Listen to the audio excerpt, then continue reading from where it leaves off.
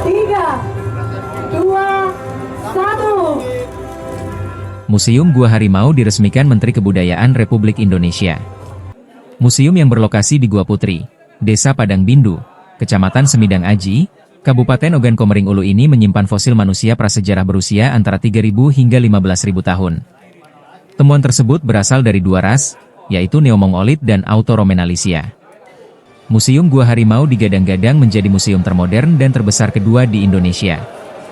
Terletak sekitar 45 km dari pusat kota Batu Raja, museum ini menyuguhkan berbagai informasi penting tentang awal mula kehidupan manusia prasejarah dan cara mereka bertahan hidup. Kehidupan pada zaman Neomongolid dan Autoromenalisia dihadirkan melalui teknologi digitalisasi. Dinding informasi yang dipadukan dengan lampu-lampu cantik membuat pengunjung seolah dibawa kembali ke zaman prasejarah.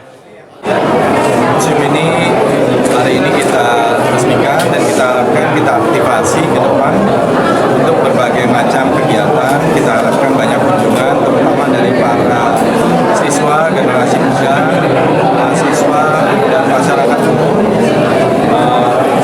Tentu juga untuk berbagai kegiatan budaya, kegiatan seminar, ada kegiatan pemutaran film, dan lain-lain.